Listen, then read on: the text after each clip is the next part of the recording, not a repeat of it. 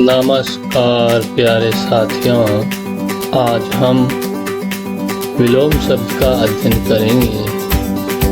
आप सभी जानते हैं कि विलोम का अर्थ होता है उल्टा।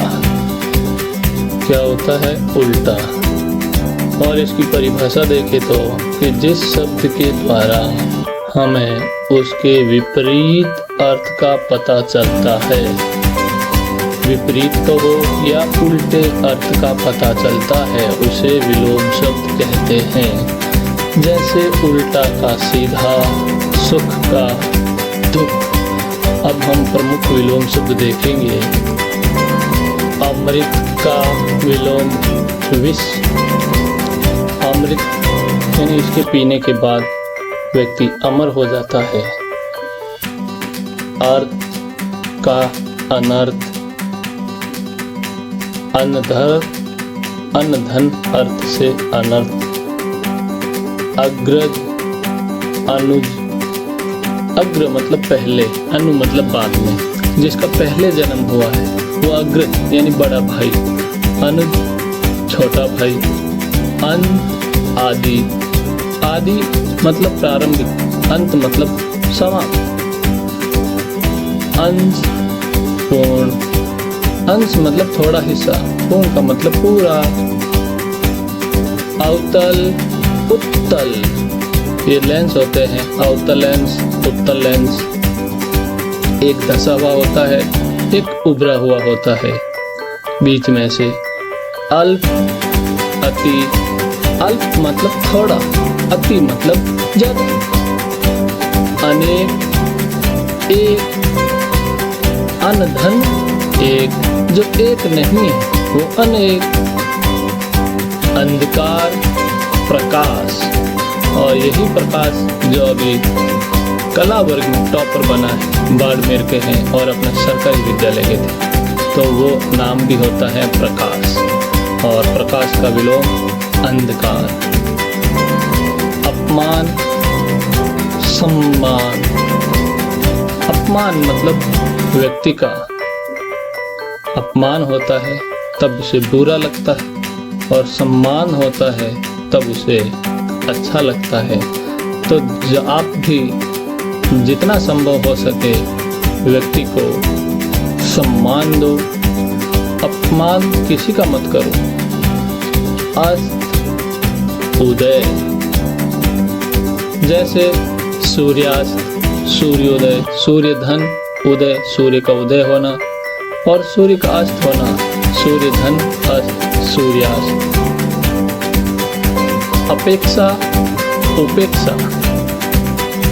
उपेक्षा मतलब तिरस्कार का भाव होता है, और अपेक्षा मतलब किसी से ऐसी चाह रखी जाती है कि मुझे आपसे ये अपेक्षा है, मुझे आपसे ये उपेक्षा है, नहीं होता बल्कि अपेक्षा है। अनुलोम। अनुलोम का विलोम या प्रतिलोम। वि भी उपसर्ग है और प्रति भी उपसर्ग है, दोनों एक ही अर्थ देते हैं। और वि हमारा ऐसा उपसर्ग है जो कभी सकारात्मक भाव देता है, कभी नकारात्मक भाव देता है।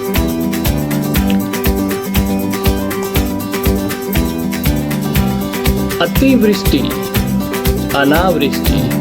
वृष्टि का मतलब होता है बारिश, अतिवृष्टि का मतलब बहुत ज्यादा बारिश। अनावृष्टि मतलब कम बारिश, बारिश का अभाव, अकाल की स्थिति। अनुकूल, प्रतिकूल। दोनों में क्या है? कूल है, एक में अनु उपसर्ग, एक में प्रति उपसर्ग।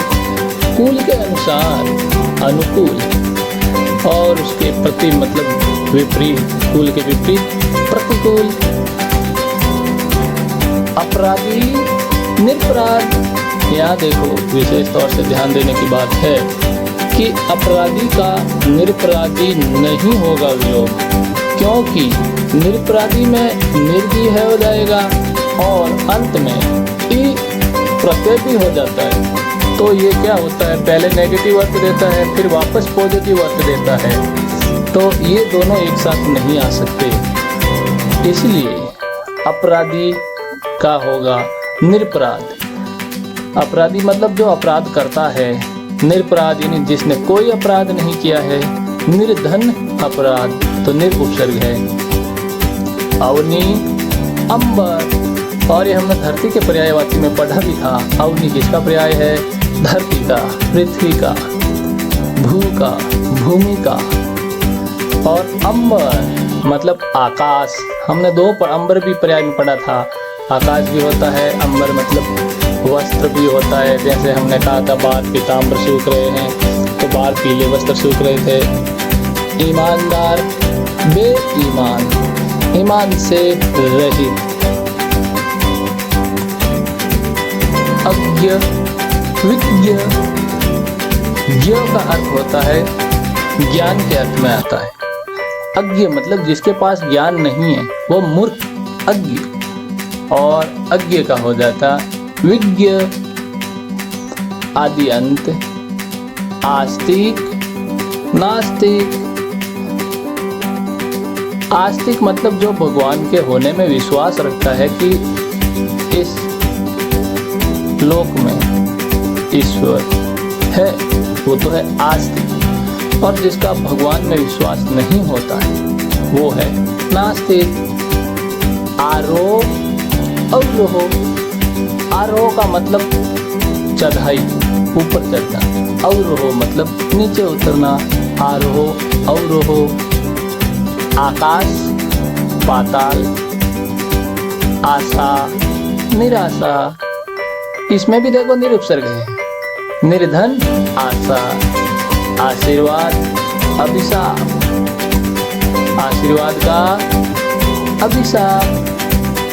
आरंभ अंत, आवश्यक अनावश्यक। आवश्यक मतलब जरूरी, अनावश्यक यानी गैर जरूरी, तो इसमें अनुपसर्ग हो गया। अनधन आवश्यक। आदान प्रदान, जैसे पुराने ज़माने में की बात करते हैं कि आदान प्रदान के द्वारा क्या होता था? व्यापार होता था। यानी एक वस्तु दूसरे को दी जाती थी, वस्तु विनिमय दी जाती थी और दूसरे से वापस ली जाती थी, तो वो हो गया आदान प्रदान। आयात निर्यात।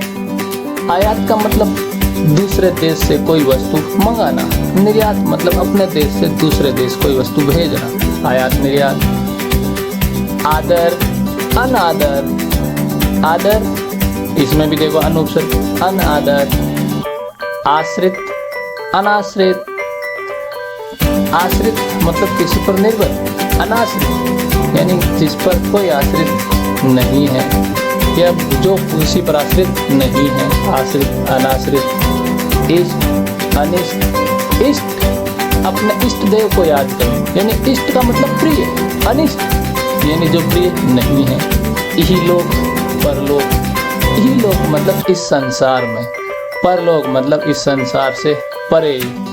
जैसे जो हमें दिखाई देता है वो तो इहलोक है, और जो हमें मृत्यु के बाद पता नहीं क्या होने वाला है वो ही होगा परलोक। इच्छा अनिच्छा। इष्ट अनिष्ट हो गया। कड़वा मीठा। कड़वा और मीठा।